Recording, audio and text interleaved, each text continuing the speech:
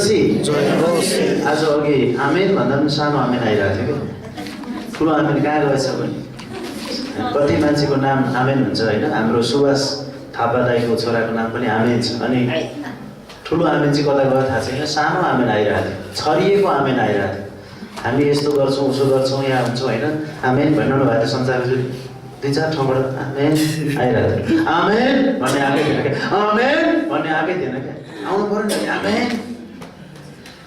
हामी हिजो सुसमाचारमा जाँदै थियौँ अनि सुसमाचारमा एउटा परिवारलाई हामीले भेटेर कुरा गऱ्यौँ। अनि हामी त 8 बजीसम्म सुतिरहेको छौँ, सङ्गति अघि तपाईँहरू त 8 बजी सङ्गति सुरु हुँदो रहेछ, अलिक गाह्रो भयो आउन भन्नु। अनि हामीले मैले के भने पहिलो कुरा हामी परमेश्वरलाई दियौँ। बिहानै उठेर हामी आफ्नो खानपिन पेट भर्ने कहाँ के व्यवहार सबै कुरा मिलाएर अरू सबै गरेर फुर्सदमा सङ्गति गर्ने। अनि भात खाएर तातो गएको छ नि, घाम लागेको हुन्छ नि, गएर निदाउनु थाल्ने वचन सुन्ने बेला सङ्गति गर्ने बेलामा होइन। पहिले बिहानै उठौँ, तातो पानी चिया के खानुपर्छ खाउँ, खान मिल्छ भने खाउँ, भ्याइन्छ भने खाउँ, भ्याएन भने हिँडौँ। मुख पनि धुनु पर्दैन, केही फरक पर्दैन। मुख परमेश्वरले बनाएको कस्तो छ हाम्रो देख्नुहुन्छ उहाँ। मुख धुनुपर्छ, लिपस्टिक लाउनै पर्छ, यताउति जम्मै क्रिम धल्नै पर्छ भन्ने पनि छैन, केही छैन। गोथेर यताउति बनाएर चट्ट पर आयो त्यस्तै पर आयो भने केही फरक पर्दैन। तर हृदयको कुरा चाहिँ सबभन्दा ठुलो कुरा हो। हृदयले परमेश्वरलाई हामीले कति आदर गर्छौँ त्यो चाहिँ ठुलो कुरा हो। आमेन। अहिले चाहिँ अलिकति बल तन्क्यो होइन। त्यसैले हामी पनि त्यो भनेपछि अनि एकजना बुवालाई साह्रै मन पऱ्यो। उहाँ चाहिँ खोटाङकै हुनुहुन्थ्यो अनि उहाँहरू अर्को चर्चमा जानुभएछ, यो यहाँ थाहा नपाएर। जबकि हामी एउटै चर्चमा उहाँ लामो समयदेखि सङ्गति गर्थ्यौँ। अनि हाम्रो बुवाहरूले पनि त्यहाँ सङ्गति गरिराख्नु भएको छ खोटाङमा। अनि अघिल्लो 2 हप्ता अगाडि उहाँहरू आउनु भएको थियो, 2-3 जना यहाँ बस्नु भएको, तपाईँले कतिजनाले सुन्नु भएको थियो खोटाङबाट आएको भनेर। अनि उहाँहरू चाहिँ अघिल्लो 1 वर्षदेखि आएर यो पल्लो टोलमा बस्नु भएको छ। यो चर्च चाहिँ हो ठुलो चर्च छ, त्यहाँ कस्ता मान्छेहरू भनेको त्यहाँ माथि कताको एउटा बाहुनले सुरु गरे अरे, त्यहाँ त के भनेर केटाको मान्छेले। अनि त्यसपछि उहाँहरू पनि कता गए, अन्त्य गएर उहाँ होसन्नामा कुन उता जानुभएछ 1 वर्ष जेठदेखि 4देखि। अनि अब नयाँ वर्षदेखि आउने भन्नुभयो एकजना भन्नु भोलिदेखि जाने भन्नुभयो। उहाँहरूको मत भिन्नताहरू भयो त्यहाँ, जे होस् अन्तमा। अनि एकजना चाहिँ आजदेखि आउने भन्नुभएको थियो, आउनु भएन। जे होस् अर्को हप्ता पिकनिक छ भनेका छौँ, त्योभन्दा पछिल्लोबाट आउने भन्नुभएको छ। 4-5 जना हुनुहुन्छ हाम्रो उहीँ खोटाङको नजिकै, हाम्रो घरबाट नजिकै एउटै नगरपालिकाको हुनुहुन्छ। अनि उहाँ त्यो बुवाले चाहिँ भन्दै हुन्थ्यो, मलाई त मन पऱ्यो कुरा तपाईँको भने, पास्टर भाइले भनेको मलाई एकदम मन पऱ्यो भन्नुभयो। अनि किन मन पऱ्यो भने छोराछोरी बुहारीहरू के अरे छोरीहरूलाई उहाँले भन्नुभयो भने हो त नि, बिहानै उठौँ हामी, बिहानै उठेर धर्म कर्ममा इन्ट्रेस्ट राख्ने मान्छे पहिलादेखि नै होइन, ईश्वरको खोजी गर्ने मान्छे। अनि अहिले चाहिँ हामी बिहानै उठेर परमेश्वरको आराधना गर्ने कुरा चाहिँ होइन, अरू कुरामा लगाएर अनि पछि जाने अनि भ्याइएन भन्नुभन्दा जेसुकै छोडिदिएर पहिले परमेश्वरलाई भेटौँ, सङ्गति गरौँ, उहाँको आवाज सुनौँ, त्यस पछाडि अरू काम दिनभरि गरौँ, भात खाउँ, जे गरौँ भन्नुभयो भने साह्रै राम्रो चित्त बुझ्यो उहाँ। आमेन। हामी सबैलाई चित्त बुझिया छ, काम परिया छ सङ्गति बिहानै आउनलाई छैन। परमेश्वरले हृदय देख्नु भएको छ हाम्रो। वाह, मेरा छोराछोरी बिहानै ईश्वरको राज्य र धार्मिकता खोजिराखेका छन्। हालेलुया। यो चाहिँ ठुलो कुरा हो नि। त्यस कारण अब तपाईँले यहाँ बसेकोले उत्साह लिनुभयो, अब गएर तपाईँको परिवारलाई भन्नुहोस् होइन होइन बिहानै एकदम हामी पहिले परमेश्वरलाई प्रायोरिटी दिन्छौँ, पहिलो प्राथमिकता परमेश्वरलाई दिन्छौँ हामी। सबैभन्दा जीवनमा हाम्रो ठुलो कुरा पहिलो को अरे परमेश्वर, है सञ्चालनले भन्नु। अनि त्यसपछि श्रीमती श्रीमान बालबच्चा त अनि छँदैछ नि। त्यस कारण यो कुरालाई हामीले ध्यान। दोस्रो कुरा यहाँ प्रेरित 2 अध्यायको तपाईँले नपल्टाउनु भएको हुन्छ। प्रेरित 2 अध्यायको यहाँ एउटा पद म पढ्दैछु, 46 पद। अनि दिनहुँ मन्दिरमा एक मनको भई लागिरहँदै र घरमा रोटी भान्दै तिनीहरूले आफ्ना भोजन आनन्दसित र चोखो हृदयले खान्थे। दिनहुँ मन्दिरमा भेला हुन्थे। हामी कहिले भेला हुँदैछौँ? कहिले? उत्तर शनिबार मात्रै, हप्तामा 1 दिन मात्रै। दिनहुँ भेला हुन्थे अरे। अनि दिनहुँमा पनि फेरि त्यो 1 घन्टा हुन्थे भनेको छैन, दिनहुँ लागिरहन्थे, एकसाथ लागिरहन्थे। अनि भोजन खान मात्रै छुट्टी हुन्थ्यो उनीहरूको। हाम्रो चाहिँ सङ्गति गर्नलाई छुट्टी मिलाएर आउनुपर्छ हप्तामा 1 दिन, उनीहरूको चाहिँ भोजन खान मात्रै छुट्टी। अनि लागिरहन्थे। वाह। अनि सबै कुरा साझा थिए भनेर पनि यहाँ माथि बताइएको छ। यहाँनिर कति पदमा यो बताइएको छ भने 44 पद। अनि विश्वास गर्नेहरू सबै एकै साथ थिए र तिनीहरूका सबै थोकहरू साझा थिए।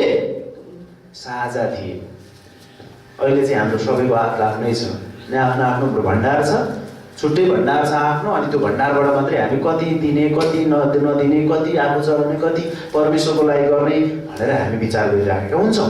तर त्यो बेला चाहिँ के थियो अरे, सबैको साझा थियो अरे, एकै ठाउँमा थियो अरे, एकै मनका थिए अरे, मन्दिरमा लागिरहन्थे अरे, अनि एकै मनको भएर बस्थे अरे। अनि दिनदिनै प्रभुले तिनीहरूको सङ्ख्यामा थपिदिनुहुन्थ्यो भनेर लास्टमा यहाँ लेखिएको छ। दिनदिनै तिनीहरूको सङ्ख्यामा परमेश्वरले थपिदिनुहुन्थ्यो। एकै मनको भएर यसरी परमेश्वरको उपस्थितिमा रहँदाखेरि परमेश्वरले विश्वासीहरूको सङ्ख्यामा वृद्धि गर्नुभयो। बढ्दै बढ्दै गयो। यो सुरुको चर्च हो, यतिखेर पहिलो चर्चको कुरा हो। यतिखेर संसारमा कहीँ पनि चर्च छैन। विश्वभरिमा कुनै पनि देशमा, कुनै पनि राष्ट्रमा, कुनै पनि कुनामा चर्च छैन। यो बेलामा प्रेरित 2 अध्यायमा भएको अहिले पढेको खण्ड चाहिँ सुरुको पहिलो चर्च हो। त्यतिखेर हामी त कहाँ थियौँ होला है? परमेश्वरको आँखामा चाहिँ थियौँ।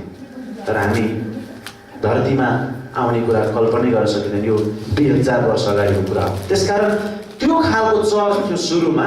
अनि जब त्यो चर्च वृद्धि हुँदै गयो, परमेश्वरले तिनीहरू एकै मनको भएर एकै ठाउँमा सहभागी हुँदै जाँदाखेरि थप्दै थप्दै लानुभयो। यहाँ परमेश्वरले पनि दिनहुँ थप्नुभयो भनेर लेखेको छ। अनि दिनहुँ प्रभुले मुक्ति पाउनेहरूलाई मण्डलीमा थप्नुहुन्थ्यो भनेर लेखेको छ। माथि पनि 3000 जना एकैचोटि थपिएका छन्। अनि यसरी वृद्धि हुँदै गयो।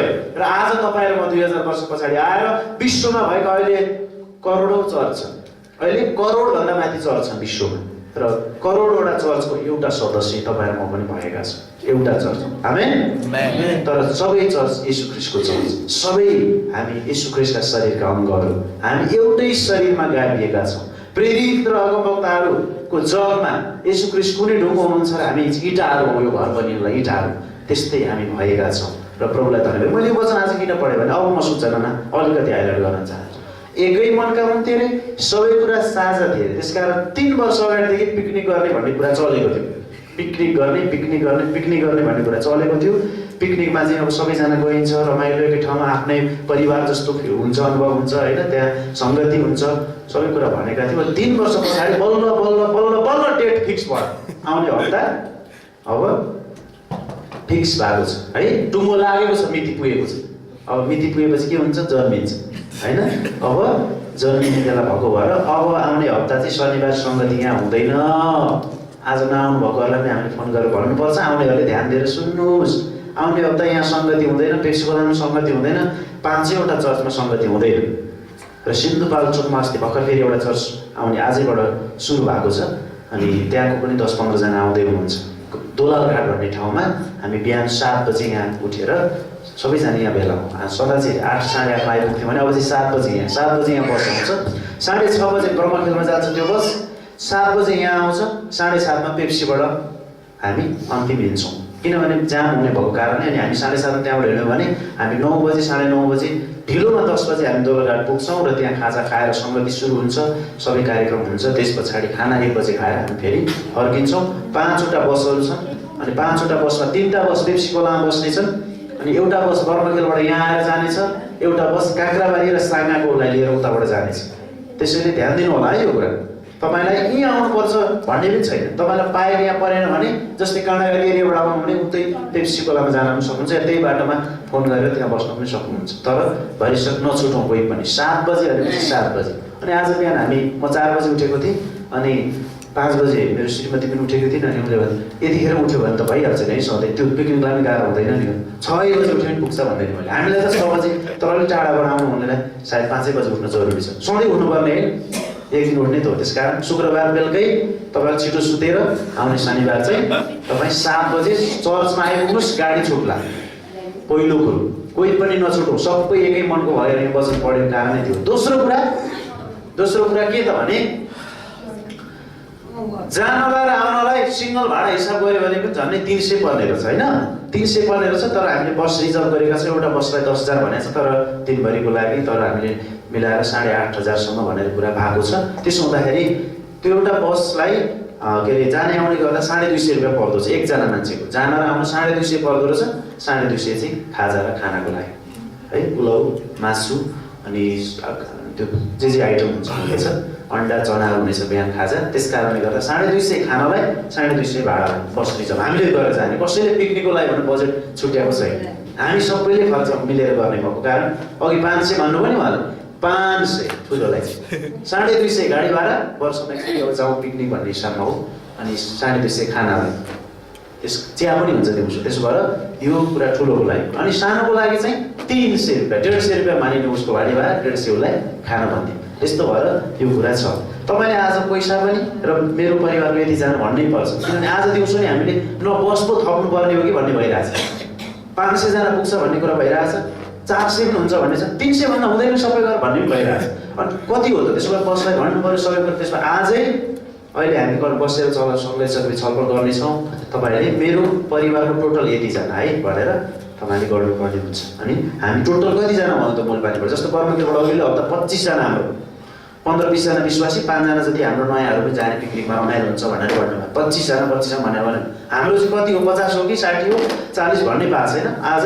अन्तिममा फिक्स गरेर हामी जानेछौँ पैसा पनि तपाईँले सकेसम्म दिनुहोस् नभए पनि आउने हप्ता ल है भनेर ल्याउँदा पनि हुन्छ सबैजना खुसी हुनुहुन्छ आमेन पैसा हुँदै भएन म पिकनिकमा जान छुटेँ कस्तो गाह्रो भयो के गर्ने मलाई मन थियो तर यही बेला यो पैसाको यो के भन्छ त्यसलाई गाली गर्दै त्यो नभएको के गर्नु हुन्छ त्यस्तो भयो भने तपाईँले आएर हामीलाई भेट्नुहोस् मलाई भेट्नुहोस् अनि राजु दाइलाई भेट्नुहोस् मलाई पैसै छैन जाने साह्रै रहन्छ पोखरामा एकचोटि त्यस्तै भएर एकचोटि अस्ति जानुभयो मसँग पैसै छैन भन्दा जानुभयो आउनुभयो परमेश्वरले सुन्नुभयो तिर्नु पनि पऱ्यो सबैले एक सय तान्तुन गर्दा पुग्यो त्यस्तो पनि हुन्छ प्रेम म सबभन्दा ठुलो कुरो हामी एउटै परिवार हौ आमेन तर भइकन छैन नभन्नुहोस् परमेश्वरले हृदय दिएको चाहनुहुन्छ किनभने हामीले खाने हो हामीले बस्न जाने अरूलाई दिएन आमेन त्यसैले छैन भने त्यसो भन्नुहोस् अनि होइन अहिले छैन भने अहिले नभन्नुहोस् हप्ताभरि जुट्न सक्छ अर्को हप्तासम्म भने है त यसरी हामी जानेछौँ टोटल कतिजना हामीले त्यो भन्नुपर्नेछ पहिलो सूचना यो ध्यान दिनु होला 7 बजे यहाँबाट बस छुट्छ तपाईँलाई फेरि फोन गरिने छैन यहाँ भएकोलाई कसैलाई पनि मलाई भनिएन म जान पाइनँ भनेर गुनासो नगर्नु होला छुटेको आज नआउनु भएकोलाई मात्रै हामी दोहोऱ्याएर के मतलब फोन गरेर फेरि भन्नेछौँ है त नआउनु भएको को हुनुहुन्छ हामी विचार गरेर भन्नेछौँ दोस्रो सूचना तपाईले मिसन भिडियो कुरा पनि आयो त्यसलाई नबिर्सिनु होला हरेक महिनाको अन्तमा दिनु होला र जनवरीको जतिजना दिनुभयो फेब्रुअरीको अन्तिममा फेरि दिनु होला नलेख्नु भएकोले पनि लेख्नु होला मिसन भेटी है यो चाहिँ हामी अरू ठाउँमा मैले विदेशमा पनि 2-3 जनालाई कुरा गरेको हप्ता खुसी हुनु भएको छ उहाँहरू पासाङ बहिनी हाम्रो शर्मिला दिदी खुसी हुनु भएको छ हामी केही भेटीहरू छुट्याउँछौँ भन्नुभएको छ ओ राम्रो काम भन्नुभएको छ आमेन मैले पनि 200 400 600 800 जति व्यक्तिगत मिसन भेटी अनि यो चाहिँ बाहिर चल सुरु गर्नको लागि हामी अब यो हप्तामा बाहिर जाने कुरा गरेका थियौँ सायद कति सम्भव छ थाहा छैन अनि त्यसको लागि अनि अर्को पनि एउटा सूचना छ हाम्रो सिन्धुलीमा विक्रम भाइले सेवा सङ्गति गरिराख्नु भएको छ अर्को नयाँ ठाउँमा सङ्गति सुरु हुनेछ त्यही भएर हामी जान लागेको त्यहाँ अनि त्यहाँ खैजडी र मादलको आवश्यकता भनेर भएको थियो अघिल्लो हप्ता पनि सूचना थियो अहिले पनि कोही चाहनुहुन्छ अझै मेरो तर्फबाट म खैजडी दिन चाहन्छु मेरो तर्फबाट म मादल दिन चाहन्छु त्यहाँ प्रभुको महिमाको लागि भन्ने कोही चाहनुहुन्छ खैजडी दिने उहाँले चाहनु होइन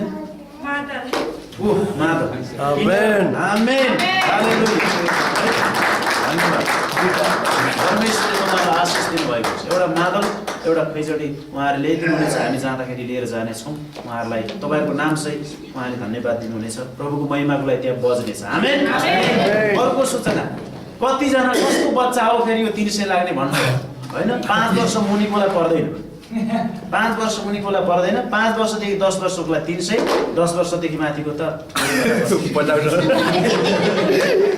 त्यसो भएको भएर 5 देखि 10 वर्षकोलाई 300 10 वर्षदेखि माथि 500 5 वर्षदेखि मुनि जन्मेको बच्चालाई पुरा मान्छे गयो सानो होइन त मान्छे एउटा मान्छे नि हो तर उसको लागि फ्री त्यसरी हामीले त्यो पनि भनेका छौँ हुन्छ अब हामी वचन सुन्नेछौँ परमेश्वरको वचन तयार हुनुहुन्छ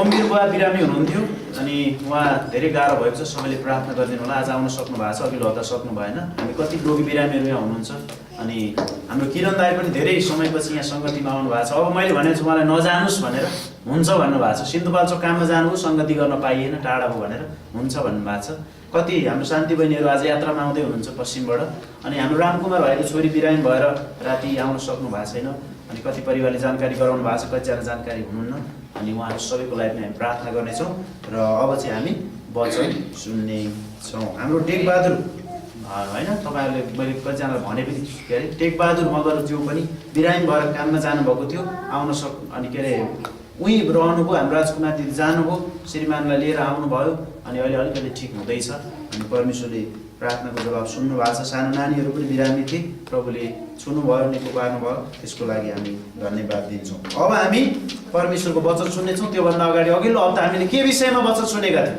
कसलाई थाहा छ? अघिल्लो हप्ता के विषयमा हामीले वचन सुन्यौँ? हजुर चिन्ता चिन्ता चिम्टा होइन है मासु पोल्ने चिम्टा होइन चिन्ता चिन्ता चिन्ता चिन्ता मुक्त जीवन कसरी जिउन सकिन्छ के चिन्ता मुक्त जीवन जिउन सम्भव छ भन्ने विषयमा हामीले सुनेका थियौँ र कतिजनाले यो कुरालाई हटाउनु भयो। मैले पनि धेरै आफूलाई धेरै चिन्ता लिएर आएको यो हप्ता मैले 50% हटाएँ। वचन बोलेपछि त लाग्यो नि त होइन वचन चाहिँ कसै तपाईँहरूको लागि अरूको लागि मात्रै बोल्यो भन्ने हुँदैन आफ्नै लागि हो सबभन्दा पहिलो जसले प्रचार गर्छ आफ्नै निम्ति हो अनि सबैको निम्ति हो जो परमेश्वरले दिनुहुन्छ। आमेन।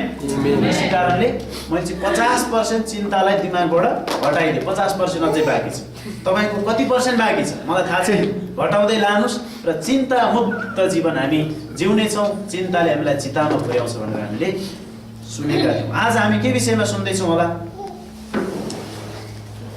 आज हामी यस्तो विषयमा सुन्दैछौँ किन परमेश्वरले विश्वासीहरूको जीवनमा दुःख कष्ट ल्याउनु अर्थात् दुःख कष्ट आउने अनुमति दिनुहुन्छ। यो विषयमा हरेक हप्ता विषयमा बोलिराखिएको छ। तपाईँले ध्यान यदि तपाईँले बिर्सिनु भने युट्युबमा मुल्पानी चर्च लेख्नुहोस् अनि हेरिहाल्नुहोस् त्यहाँ छ सबै त्यहाँ छ बोलेको जति तपाईँले ध्यान दिएर सुन्न सक्नुहुन्छ। घरमा जम्मा 40-50 मिनट हो 40-50 सुत्ने बेलामा अरू बेला म आफैले प्रचार गरेको पनि सुन्छु है। तपाईँ आफूले कतिको सुन्नुहुन्छ मलाई थाहा छैन त्यो आशिषमय होस् भनेर हामीले यो सबै कुरा गरिराखेका छौँ। विदेशमा बस्नुहुनेले पनि धन्यवाद भन्नुभएको छ होइन। त्यसलाई हामी सुन्ने गरौँ।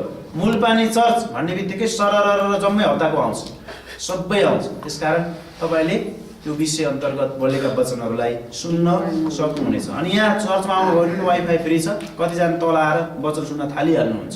होइन होइन गेम खेल्न थालिसक्नुहुन्छ तल आएर। बच्चाहरूलाई मैले अहिले गाली पनि गरेँ आउने बित्तिकै अघि त्यहाँ त्यो हेरेर बसिरहेको छ सङ्गतिमा माथि आऊ पहिले भने होइन यहाँ आएर बसेर सङ्गति सन्डे स्कुल भने मात्रै जाने भने एकजना टिचरले मात्रै त्यहाँ सिकाउने भनेर भनिराखेको छ। किनभने त्यहाँ नभए सबैजना त्यहाँ पो हेरेर बसिरहेको थिएँ एकचोटि मैले गरिसकेँ। त्यसलाई हामीले सही सदुपयोग गर्नुपर्छ गलत प्रकारले होइन।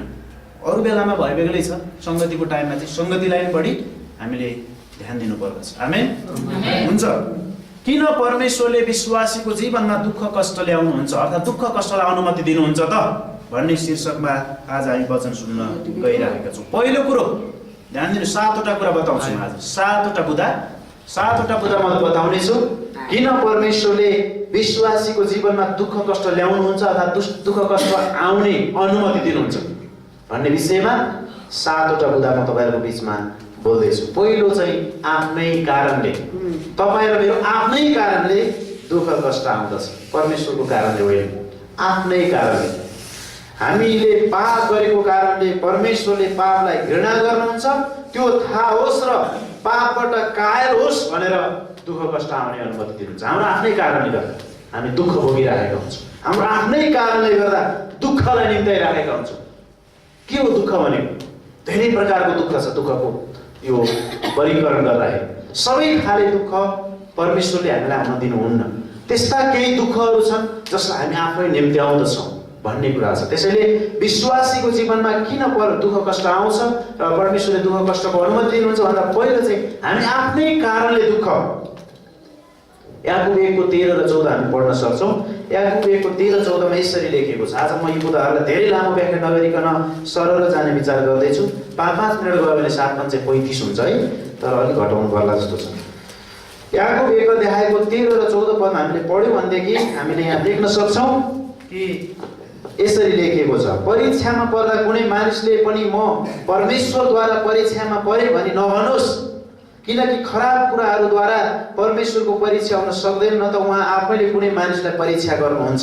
14 पद तर हरेक मानिस आफ्नै अभिलाषाद्वारा खिचिएर र फसेर परीक्षामा पर्दछ आफ्नै कारणले होइन। हरेक मानिस कसरी आफ्नै कारणले। त्यसैले दुःख चाहिँ आफ्नै कारणले निम्त्याउँदछौँ हामी। कसैको अरू कुरालाई हामीले दोष दिन मिल्दैन। आफ्नै कारणले गर्दा दुःख आउँदछ। दोस्रो बुदामा हामी गइहालौँ, अर्काको कारणले।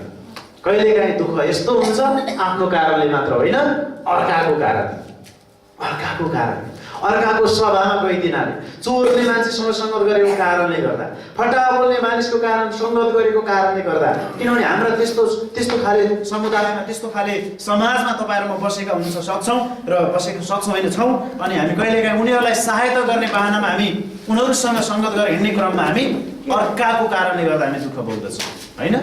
एउटा मान्छेसँग सँगै हिँडेको, अनि त्यहाँ जाँदाखेरि चाहिँ एउटा उसले फ्याट्ट लाएर केही कुरा बोलिदियो, नचाहिने कुरा बोलिदियो भने होइन, नचाहिने कुरा बोलिदियो भने के हुन्छ त भने उसले त खायो मैले पनि खाएँ, खाइन्छ कि खाइँदैन? उसले त खायो मैले पनि खाएँ। आजभन्दा 10 वर्ष अगाडि त्यसै कारणले गर्दा हामीले काभ्रेमा एउटा एकजना पास्टर र मैले खाएँ, गोदाई खाएँ। कसको कारणले? आफ्नो कारणले? ध्यान दिँदै हुनुहुन्छ तपाईँ? होइन, अर्काको कारण।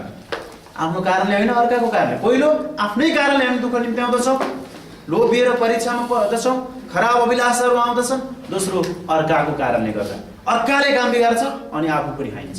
त्यसैले भजन सङ्ग्रह 1 मा के लेखिएको छ त भने धन्य हो त्यो मानिस जो दुष्टहरूको सङ्गतमा हिँड्दैन, पापीहरूको मार्गमा खडा हुँदैन, गिल्ला गर्नेहरूको बैठकमा बस्दैन।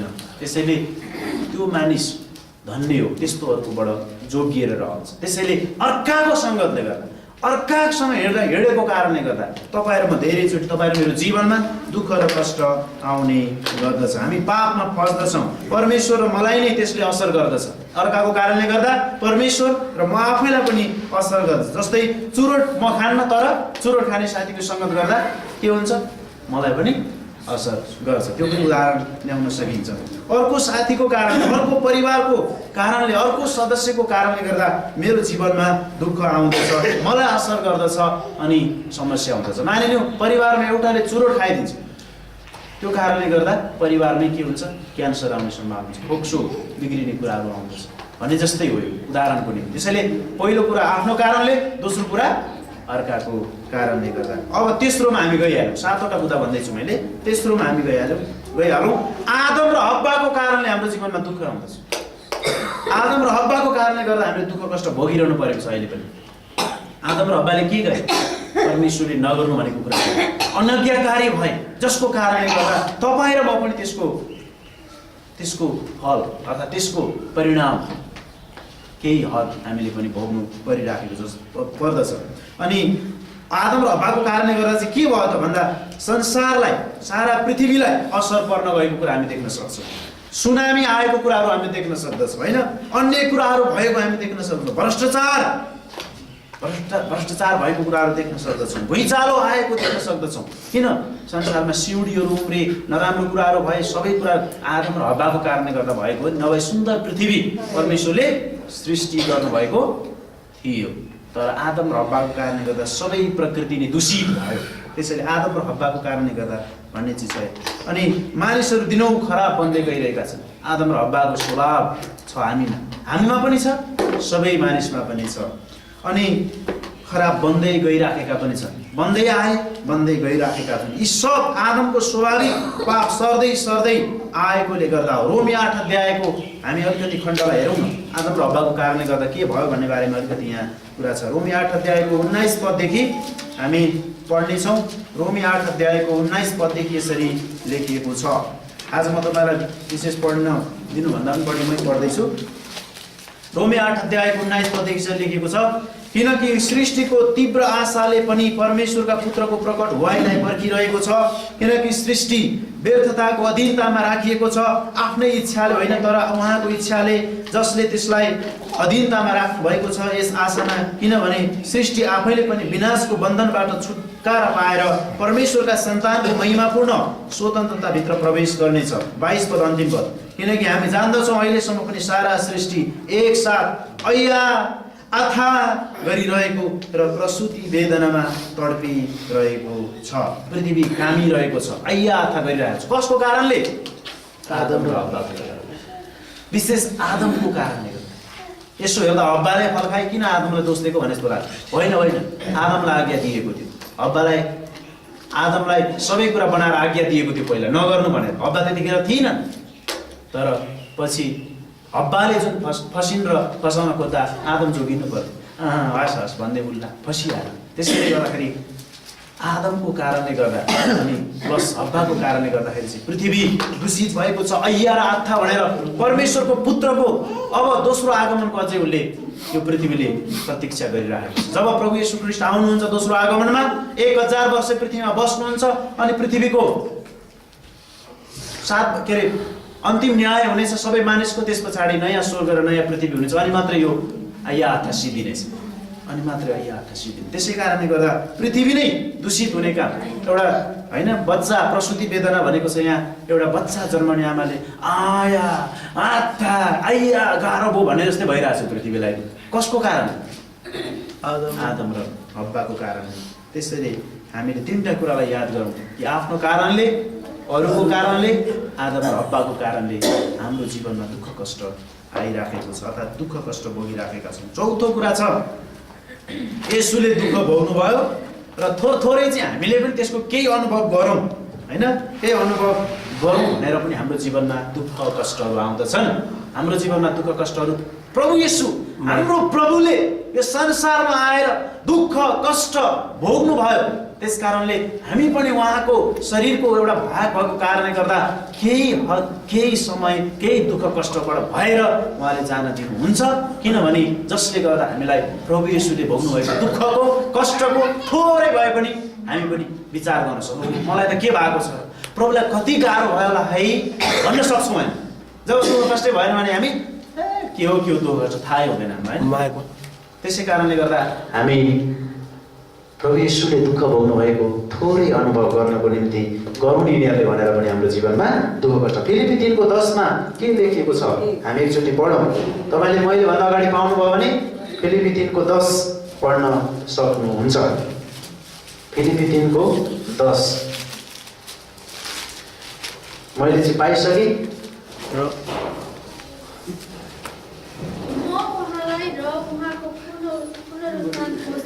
जान्न सकूँ र उहाँको मृत्युमा उहाँ जस्तै भई उहाँका दुःख भोगमा सहभागी हुँ। के कारणले रे? म पनि उहाँको मृत्युसँग एकरूप भएर उहाँलाई र उहाँको बौरी उठाएको सामर्थ्यलाई, उहाँको दुःखहरूको सङ्गतिलाई अलिकति भए पनि जान्न सकौँ भनेर पावलले भन्दैछ नि। दुःख कष्टलाई अलिकति भए पनि मैले जान्न सकौँ प्रभु येशूको दुःख कष्टलाई भनेर मेरो जीवनमा दुःख कष्ट आउँछ। हाम्रो जीवनमा दुःख कष्ट चौथो कारण के हो? प्रभु येशूले दुःख भोग्नुभयो हामी सबै पापी मानिसको निम्ति र त्यो अलिकति भए पनि प्रभुले दुःख भोग्दा कस्तो भएको थियो होला नि भन्ने कुरामा अलिकति भए पनि हाम्रो ध्यान जाओस् भन्नको निम्ति हाम्रो जीवनमा दुःख कष्ट आउँदछ भनेर हामीले बुझ्नु आवश्यक छ। र अब हामी पाँचौँ कुरामा जानेछौँ। 4वटा कुरा सिक्यौँ, अब 3टा कुरा हामी हेर्दैछौँ। पाँचौँ कारण किन दुःख कष्ट भोग्छौँ हामीले विश्वासीहरूले, मानिसहरूले किन दुःख कष्ट भोग्नुपर्छ भने परिपक्वताको लागि। परिपक्वताको लागि दुःख कष्ट आउँदछ हाम्रो जीवनमा। दुःख कष्ट अभाव हुन दिएर हामीलाई परिपक्व र सिद्ध बनाउन दुःख कष्ट र सतावटहरू ल्याउनुहुन्छ वा हुन दिनुहुन्छ परमेश्वर हामीलाई सिद्ध बनाउनको लागि। तिमीहरूको विश्वास आगोमा खारिएको एउटा सुन भन्दा पनि मूल्यवान छ भनेर पत्रुसले लेख्दछन् पहिलो पत्रुसमा। आमेन। त्यस्तै छ अरे हाम्रो विश्वास। त्यसकारण हाम्रो सिद्धता ल्याउनको लागि हामीलाई खार्नको निम्ति, हामीलाई भट्टीमा हाल्नको लागि अघिल्लो हप्ता प्रचार गरिएको अघिल्लै चाहिँ हप्तामा होइन, हामीलाई भट्टीमा हालेर होइन प्योर बनाउनको निम्ति अनि त्यसपछि परिपक्व हुन्छौँ हामी।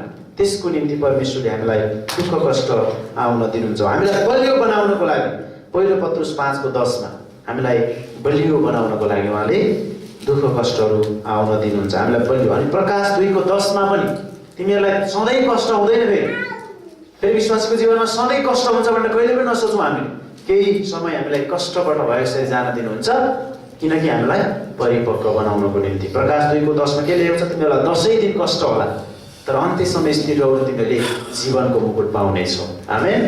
जीवनको मुकुट पाउनेछौ। त्यसैले यदि हामीले हाम्रो बच्चालाई उसले मागे जति सबै कुरा दिन चाहँदैनौँ त्यसो गर्यो भने हामीले बच्चालाई बिगार्छौँ। उसले माग्यो कि सबै कुरा हामी दिन चाहन्छौँ त? चाहँदैन। यो पनि लिए त्यो पनि लिए। अब बिस्कुटै माग्यो भने पनि एउटा भन्दा बढी दिन चाहँदैन। 5 वटा बिस्कुट एकैचोटि दिन सक्छौँ? सक्दैन। चक्लेट 5 वटा दिन सक्छौँ? सक्दैन। साइकल माग्यो हामी दिन सक्छौँ? सक्छौँ होला 1 वर्ष पर्खेर। अर्को वर्ष बाइक माग्यो भने दिन सक्छौँ? सक्दैनौँ। 5 वर्ष पर्खेर भने दिन सक्छौँ, होइन? सबै कुरा एकचोटि दिन सक्छौँ? दिन सक्दैनौँ। मलाई एउटा साथीले विदेशमा हामी सँगै पढेको थियौँ, विदेशमा हुनुहुन्छ, हरि सर एउटा गिटार हेरिदिनु पर्यो, खै के कम्पनीको भन्नु। अनि किन भने मैले मेरो छोराको लागि चाहियो। अनि छोरो कत्रो हो भने छोरो चाहिँ 17 वर्ष भयो भन्नुभयो। अनि गिटार ठिकै छ त्यसो भए। अनि होइन उसले आफैले प्रयोग गर्नको लागि चर्चमा भने मैले ऊ आफैको घरमा प्रयोग गर्ने रे। त्यस कारणले 5 वर्ष अगाडि गिटार भन्यो भने मैले पर्खी तैँले यसो गर उसो गरिस् भने शर्तहरू राखेँ। तँ यस्तो गरिस् भने तँ यस्तो भइस् भने दिन्छु भने अहिले उसले त्यस्तै गर्दै गयो अनि मैले गिटार किनिँदैछु। त्यस कारण एउटा हेरिदिनुहोस् न, म यहाँ छु, म पैसा पठाइदिन्छु अनि गिटार किनेर गोर्खा पठाइदिनुहोस् भन्दै होइन।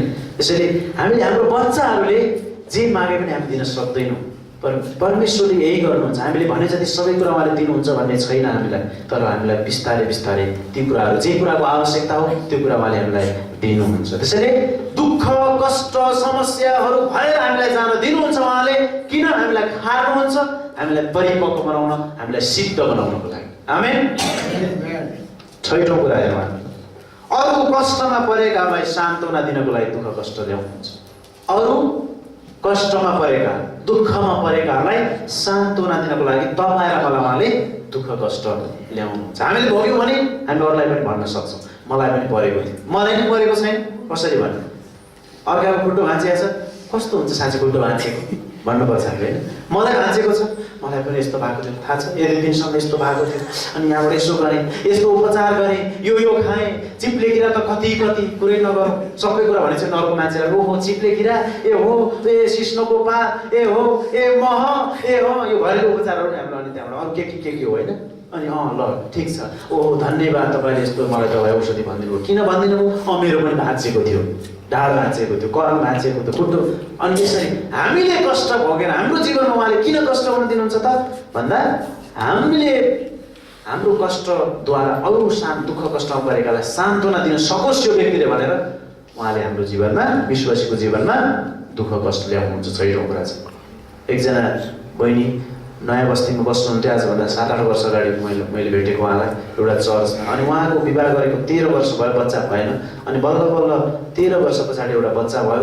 अनि त्यस पछाडि फेरि त्यो बच्चा के भयो? बितेर गयो, होइन? 1-1.5 वर्षको उमेरपछि बितेर गयो। अनि अब उहाँले धेरै रुनुभयो अरे पहिला चाहिँ। पछि परमेश्वरले बचाउँदा उहाँले याद गर्नुभयो अनि भन्नुभयो अरे कि अब मैले चाहिँ अरू बच्चा नभएका स्त्रीहरूलाई सान्त्वना दिनुपर्छ। अर्थात् त्यो मात्रै होइन, म सन्डे स्कुलमा एउटा शिक्षिकाको रूपमा म तालिममा जान्छु र सबै मेरा यो सन्डे स्कुलका बच्चाहरू चाहिँ मेरा बच्चाहरू भनेर म माया गर्छु। यदि मेरो आफ्नै बच्चा हो भने म मेरो बच्चालाई मात्रै माया गर्थेँ, तर अब मेरो बच्चा छैन भने म सबैलाई बराबरी माया गर्छु अनि पक्षपात रहित माया गर्छु उनीहरूलाई भनेर उनले गवाही दिए। साँच्ची कुरा हो। अरू कष्टमा परेकाहरूलाई सान्त्वना दिनको निम्ति परमेश्वरले हामीलाई दुःख कष्ट ल्याउनुहुन्छ। यो एकदमै सत्य कुरा हो। दोस्रो कोरिन्थी 1:3-5 यसलाई पनि हामी पढिहालौँ। त्यसपछि अन्तिम बुदा हामी हेर्नेछौँ। दोस्रो कोरिन्थी 1:3-5 यसरी लेखिएको छ। परमेश्वर अर्थात् हाम्रा प्रभु यीशु ख्रीष्टका पिता धन्य हुनुहुन्छ, जो दयाहरूका पिता र सबै सान्त्वनाको परमेश्वर हुनुहुन्छ। परमेश्वरबाटको जुन सान्त्वनाद्वारा हामी आफैले शान्ति पाएका छौँ, त्यही सान्त्वनाद्वारा हामीले पनि कुनै पनि विपत्तिमा सुन्नुहोस् है, यहाँ शब्द मेरो बाहिरमा चाहिँ विपत्तिमा परेकाहरूलाई सान्त्वना दिन सकौँ भनेर उहाँले हाम्रा सबै सङ्कष्टमा हामीलाई सान्त्वना दिनुहुन्छ। 5 पद, किनकि जसरी ख्रीष्टका कष्टहरूमा हामी हामीमा प्रशस्त हुन्छन्, उसरी नै ख्रीष्टद्वारा हाम्रो सान्त्वना पनि प्रशस्त हुन्छ। मतलब हामीलाई परमेश्वरले यहाँ विशेष 4 पदमा लेखेको छ कि अरू विपत्तिमा परेकाहरूलाई सान्त्वना दिन सकौँ भनेर परमेश्वरले हामीलाई दिनुहुन्छ।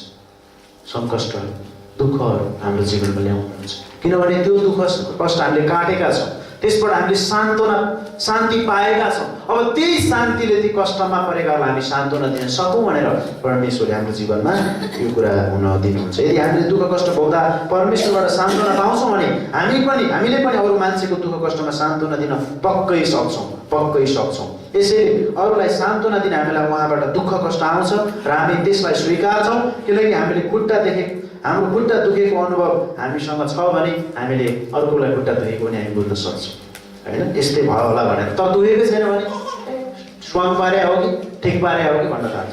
हामीलाई ग्यास्ट्रिक भएको छ भने अरूलाई पनि ग्यास्ट्रिक हुँदा यहाँनिर साह्रै दुख्छ भनेर हामी ओहो ल तातो पानी खानुहोस् भनेर सल्लाह दिन सक्छौँ, मलाई पनि हुन्छ भनेर भन्न सक्छौँ होइन। त भएकै छैन के हो कहाँ दुखाइ हे खालि दुख्यो भन्छ मात्रै भन्नु हुन्छ।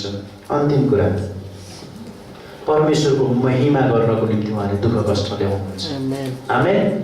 परमेश्वरको महिमा गर्नलाई परमेश्वरले हाम्रो जीवनमा दुःख कष्ट आउन दिनुहुन्छ। दुःख कष्टमा परमेश्वरको महिमा यसो सुन्दाखेरि के कुरा गरे होला भने जस्तो लाग्छ होइन। हामीलाई दुःख कष्ट आएर चाहिँ परमेश्वरको महिमा कसरी हुन्छ होला त? कतिजना बिरामी हुनुभयो, सङ्गतिमा आउन सक्नु भएन, परमेश्वरको महिमा भयो त? सिधा सोद्धाखेरि त भएन जस्तो लाग्छ, तर भएको छ प्रभुलाई धन्यवाद होस्। केही फरक पर्दैन। आओस् हामीमा यस्ता कुराहरू परमेश्वरले जान्नुहुन्छ हामीलाई, परमेश्वर चिन्नुहुन्छ हामीलाई, परमेश्वर हाम्रो छत्र छायामा हुनुहुन्छ, उहाँ टाढा हुनु, उहाँले हेरिराख्नु भएको छ। भजन सङ्ग्रह 104:29 पद अनुसार उहाँ निहुरिराख्नु भएको छ कृपा दया गर्नको लागि हाम्रो लागि। भजन सङ्ग्रह 121 को 4 पद अनुसार उहाँ उग्नुहुन्न सुत्नुहुन्न हामीलाई दया गर्नको निम्ति। उहाँ हेरविचार गर्न जहिले पनि उहाँ खडा हुनुहुन्छ। उहाँ निदाएर बस्नुहुन्न, कान थुनेर बस्नुहुन्न, उहाँ सुन्नुहुन्छ। त्यस कारणले उहाँ परमेश्वरको महिमा हुन्छ दुःख कष्टमा। कसरी? अयुबले जुन दुःख भोगे त्यो ज्यादै गाह्रो थियो। अयुब भन्ने व्यक्तिले जति दुःख कष्ट भोगे त्यो धेरै ज्यादै थियो। अब म यस विषयमा अलिकति समय लिनेछु अन्तिम मुद्दामा आएर। धेरै गाह्रो दुःख कष्ट अयुबले भोगे। त्यस्तो अरूलाई प्राय संसारमा रहेको पृथ्वीमा भएको मानिसलाई त्यति भएको छैन। येशू ख्रीष्टलाई बाहेक, येशू ख्रीष्ट परमेश्वर हुनुहुन्थ्यो र उहाँलाई भयो, हाम्रो निम्ति भयो, र अयुबलाई जति चाहिँ अरू मानिसलाई भएको छैन। थाहा छ अयुबको बारेमा पढ्नु भएको छ? अयुब 42 अध्यायसम्म हरेक अध्यायमा कति तपाईँलाई कति दिन्छ। सबैभन्दा धनी मान्छे, सबै कुरा सिद्धिएको, बालबच्चा सिद्धिएको, सबै कुरा सिद्धिएको, त्यति हुँदा पनि परमेश्वरप्रति इमान्दार भएर बस्यो, परमेश्वरलाई धन्यवाद दिएको। मानिस आमाको गर्भबाट नाङ्गै आउँछ र नाङ्गै जान्छ, परमेश्वरले दिनुभयो, परमेश्वरले लानुभयो भनेर उनी परमेश्वरमा आनन्द गरेर बसेका दुःख कष्टमा पनि। आमेन। आफ्नै शरीरमा पनि रोग लागेर मृत्यु र जीवनको उसमा पुग्दासम्म पनि उनी धैर्य गरेका। नभन्दै 42 अध्यायको जीवनमा आयो, सबै कुरा डबल भएर आयो। किन त? परमेश्वर जीवित हुनुहुन्न के? परमेश्वरले देख्नुहुन्न रहेछ त? हाम्रो लागि साक्षात् उदाहरणहरू त हामी देख्न सक्दछौँ। साक्षात् उदाहरणहरू परमेश्वर चाहिँ हुनुहुन्छ भनेर हामीले हाम्रो जीवनमा कतिचोटि अनुभव गरेनौँ होला, तर धेरैको गवाहीहरू हामी सुन्दाखेरि बाइबलमा भएका प्रभुका दासहरूको जीवनलाई हेर्दाखेरि प्रभु चाहिँ जीवित हुनुहुन्छ। उहाँले चाहिँ कस्तो अचम्मको कामहरू गर्नुभयो भन्ने कुरा। मरेकालाई उहाँले जीवन दिनुभएको छ, रोगीहरूलाई उहाँले निको पार्नु भएको छ, अचम्म र उद्वेगका कार्यहरू भएको हामी देख्न सक्दछौँ। त्यसकारण परमेश्वर हुनुहुन्छ। त्यसकारण हाम्रो जीवनमा दुःख कष्ट आउँदा परमेश्वरको महिमा हुँदछ। परमेश्वरको महिमा गर्नलाई चाहिँ उहाँले दुःख कष्टहरू विश्वासीको जीवनमा ल्याउनुहुन्छ। कहीँ पनि बाइबलमा लेखेको छैन विश्वास गरेर तिमीहरूलाई कष्ट हुँदैन, दुःख हुँदैन, सबै कुरामा आनन्दै हुन्छ भनेर कहीँ पनि लेखेको छैन। एउटा फेसबुकमा मैले पढेको एकजना पास्टरले पोस्ट गर्नुभएको, नाम भन्दिनँ, राम्रो ठुलो घर बनाउनु भएछ, नयाँ घर अनि कार। परमेश्वरलाई विश्वास गरेपछि, येशू ख्रीष्टलाई मैले विश्वास गरेपछि मेरो जीवनमा काया पलट भयो। अनि मैले मजाले लेखेँ कमेन्ट तलबाट, पास्टरज्यू भौतिक कुरा समृद्धि जीवनमा हुँदा काया पलट भयो भनेर बुझ्नुहुन्छ भने यो गलत बुझाइ। हामीले बोल्नै पर्छ सत्य असत्यताको विरुद्ध। सत्य चाहिँ त्यो होइन नि। अनि मैले तल पनि लेखेँ, अरू पनि लेखेँ। त्यसै त तपाईँ र मलाई डलर खाए भनेर मानिसहरूले भन्छन्, डलरले काया पलट भयो भन्छन्। तपाईँले भौतिक सम्पत्ति पनि देखाउन थाल्नुभयो। भौतिक सम्पत्ति हुनु भनेको काया पलट हुनु होइन। अनन्त जीवन पाउनु, मुक्ति उद्धार पाउनु, हाम्रो पापको क्षमा हुनु चाहिँ काया पलट हो। आमेन भन्न मैले लेखेँ त्यसै। अनि त्यस पछाडि त ठिक छ, मैले धेरै बधाई दिएका छन्। कसैले पनि यस्तो कुरा ल्याएर हिँड्छ, लगभग 20-30 जनाले तलबाट बधाई छ, ओ प्रभुले दिनुभएको आशिष, आहा हालेलुया मात्रै ल्याएर छ तलबाट, आमेन र हालेलुया मात्रै है, त्यस मात्रै ल्याएर छ। अनि मैले चाहिँ त्यो लेखेँ। अनि त्यस पछाडि ठिकै छ, तर एकदम राम्रो लाग्यो तपाईँले दिएको, मलाई दिएको यो है, तर के अरे दिएको कुरालाई देखायो भने पनि त एउटा गवाई बन्छ नि भनेर फेरि तल लेख्नु भएको। गवाई त्यसरी बन्दैन, गवाई त्यसरी कहिले पनि बन्दैन, बदनाम हुन्छ। गवाई होइन बदनाम हुन्छ भने फेरि लेख्नु। अनि त्यस पछाडि शान्त भयो। झगडा भएको त होइन, तर त्यहाँ चाहिँ त्यो प्रसङ्ग त्यसरी थियो। त्यो कुरा होइन हाम्रो जीवन। अनि मैले उहाँलाई यो पनि लेखेको थिएँ, त्यसो भए के त विश्वास नगर्ने हाम्रो आफन्त इष्टमित्रहरूले कार किनेका छैन, घर बनाएका छैन, उहाँहरूको आर्थिक कायापलट भएको छैन, भौतिक कायापलट भएको छैन, तपाईँको त यसुलाई पाएर भएछ। त्यसो भए विश्वास नगर्नेहरू चाहिँ केलाई पाएर भयो? कम्पेयर गरेर चाहनुहुन्छ त हामीभन्दा धेरै धनी छन्? होइन होइन, सबै कुरा चाहिँ परमेश्वरले दिएर पाउँछ मान्छेले, पहिलो कुरो। दोस्रो कुरो यसुलाई पाएर कायापलट भएको होइन भने मैले हामीले सत्य कुरा बाइबल अनुसार गर्नै पर्छ। कतै सत्यलाई बङ्ग्याउने काम भइरहेछ भने हामी बोल्नुपर्छ। अनि हामीले त्यही कुरा थाहा छैन भने अनि दुःख कष्ट आयो भने खै परमेश्वरले के गरे हो, विश्वासी भएर पनि दुःख कष्टमा आउँदो रहेछ भने के हुन्छ? विश्वासी भएपछि त दुःख कष्ट आउँछ। आमेन। संसारमा तिमीहरूलाई कष्ट हुनेछ, ढाडस गरेर संसारमा मैले जितेको छु भनेर प्रभु येशूले भन्नुभयो। तिमीहरू संसारमा त तिमीहरूलाई कष्ट हुनेछ, तर कष्टमा पनि तिमीहरू आनन्द गर। कष्टमा गरिबी भयो भने पनि हामी परमेश्वरमा आनन्द गर्छौँ। हामीलाई यस पृथ्वीमा धनी बनाउनु आउनुभएको होइन, हामीलाई अनन्त जीवन दिएर स्वर्गमा सधैँभरि धनी बनाउन आउनुभएको। त्यसकारण यो कुरालाई हामीले बुझ्नु आवश्यक, यो सत्यता हो। परमेश्वरको महानतालाई अयुबले पहिले नबुझ्दाखेरि किन भनी अयुब 38 अध्यायमा अयुबले पनि धेरैचोटि किन चाहिँ भनेको छ। किन परमेश्वर मेरो जीवन, मैले कहाँ पाप गरेँ? म त मेरा छोराछोरीले पो पाप गरेँ भनेर हरेक दिन बलिदान चढाउँथेँ तपाईँलाई, पशु मार्थे तपाईँको निम्ति, तर किन मलाई यस्तो हुन दिनुभयो प्रभु भनेर 38 अध्यायमा उनले धेरै बिलौन गरे अयुबले परमेश्वरसँग। उनी आफ्नो विपत्ति प्रति पछि बुझेपछि धन्यवादी भए। मेरो जीवनमा आएको विपत्ति ठिक रहेछ भने पछि जिउने थाले। परमेश्वर जस्तो शैतान एकैचोटि सर्वव्यापी बन्न सक्दैन। जस्तै अमेरिका, चाइना, नेपाल, विभिन्न देशमा शैतान एकैचोटि हुन सक्दैन। शैतानले एउटा कुरामा एउटा काम गर्छ, तर परमेश्वर संसारभरि जहाँ पनि उहाँको नजर पुगिरहेको छ। परमेश्वरले आफ्ना जनलाई जहाँ पनि देखिराख्नु भएको छ। उहाँ सर्वज्ञानी, सर्वव्यापी, सर्वश्रेष्ठ हुन्छ।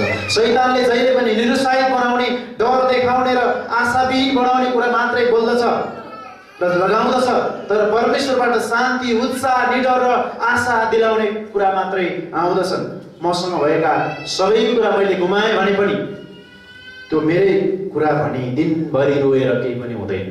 मैले मसँग भएका कुराहरू सबै गुमाएर दिनभरि मैले मेरो कार पनि गुमाएँ, मैले मेरो छिमेकी पनि गुमाएँ, मैले मेरो सम्पत्ति गुमाएँ भनेर दिनभरि रोए पनि त्यसमा केही पनि फाइदा छैन। अयुब एकपटक पनि त्यसरी रोएनन्। अयुबले सबै कुरा गुमाए तर उनी रोएनन्। तर हामीले भन्नुपर्छ कि त्यो परमेश्वरको हो, त्यो परमेश्वरले लानु भयो। आमेन। परमेश्वरले दिनुभएको त्यो मलाई चलाउन, उपभोग गर्न परमेश्वरले लानुभयो। यसरी हामी रमाउनु आवश्यकता छ। अयुब 1 र 2 अध्यायमा अयुबले जस्तै हामीले भन्न सक्नुपर्छ, अयुब कहाँ हानि नोक्सानी भएको खबर ल्याउने नोकरले यस्तो भयो उस्तो भयो लिएर भनेर आउँदाखेरि अयुब एकछिन त छक्क परे। शैतानले पनि कतिचोटि त्यो नोकरले जस्तै काम गर्दछ। त्यो नोकर चाहिँ शैतानको प्रतिनिधित्व, यस्तो भयो तेरो जीवनमा, उस्तो भयो, बुझिस् भनेर हामीलाई कहिले अशुभ समाचार सुनाउँछ। तर अशुभ समाचारले धर्मीजन कहिले पनि डगमगाउँदैन भन्ने त्यो प्रदेशमा लेखेको छ। आमेन। अघिल्लो हप्ता हामीले चिन्ता 4वटा कारणले आउँछ अरे, 4वटा सरी हो। केले? सपनाले, समाचारले, समयले, सम्पत्ति। त्यसैले यस्ता कुराले हामी हल्लिँदैन, हामीलाई दुखित तुल्याउँदैन। हाम्रो सबै कुरामा हामी परमेश्वरलाई ध्यान दिनु आवश्यक छ। हाम्रो जीवनमा को हुनुहुन्छ त्यो कुरा सबभन्दा ठुलो कुरो। अन्तमा बोल्दैछु, अयुब 13:15 अयुबले भनेको महत्त्वपूर्ण कुरा हामी पाउँदछौँ। अयुब 13:15 यसले जनाउँदछ कि मलाई जे भए पनि ख्रिस्टमा उहाँमा म रमाउँछु। मलाई जे भए पनि, अयुब 13:15 होइन, अयुबले भनेका छन् जेसुकै भए पनि म उहाँमा रमाउँछु, विश्वासमा रमाउँछु। उनी यतिखेर सबै कुराहरू हटाएर केही नभएको बेलामा पनि परमेश्वरमा पूर्ण भरोसा राख्छन् र भन्छन् कि म परमेश्वरमा रमाउँछु। हामीहरू भावनामा जिउँदैनौँ। हामी भावनामा कहिलेकाहीँ रुन्छौँ, कहिलेकाहीँ अतालिन्छौँ, तर पनि हामी परमेश्वरमा भावनामा होइन तर भरोसामा जिउँदछौँ, विश्वासमा जिउँदछौँ। साँच्चै सुनलाई आगोमा हालेपछि त्यो असल बन्छ। त्यस्तै तपाईँ र मलाई परमेश्वरको महिमा गर्नको निम्ति परमेश्वरले आगोमा हाल्नुहुन्छ, परिपक्व बनाउनको निम्ति हाल्नुहुन्छ। दुःखको अन्त हुन्छ संसारमा, दुःखको अन्त हुन्छ एक दिन। संसारमा दुःख कहिलेकाहीँ भइरहेको जस्तो हामीलाई लाग्छ, तर पनि दुःख नै हाम्रो चाहिँ अन्त होइन। विश्वासीको दुःख नै अन्त होइन, संसार नै हाम्रो अन्त होइन, तर हाम्रो अन्त कहाँ हो? स्वर्ग। आमेन। अनन्त अनन्तको लागि स्वर्ग।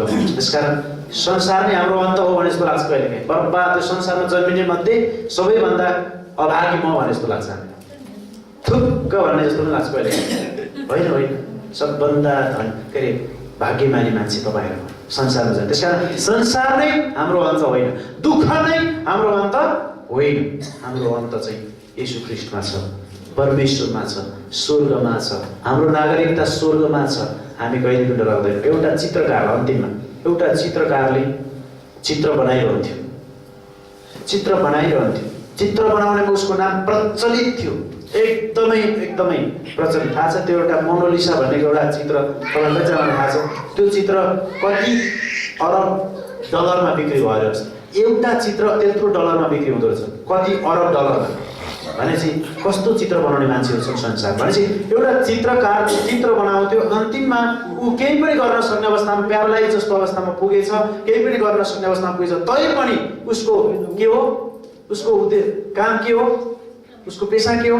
चित्रकार हो, बनाउने नै हो चित्र। अनि त्यतिखेर उसले एकदमै थर थर थर थर हुँदै हात नलागेको अवस्थामा पनि यस्तो गरी उठाएर त्यो पेन्टहरू ल्याएर अनि उसले चाहिँ त्यहाँभित्रमा यति गाह्रो गरी यति कष्ट गरी त्यहाँ चित्र बनाइरहेको छ।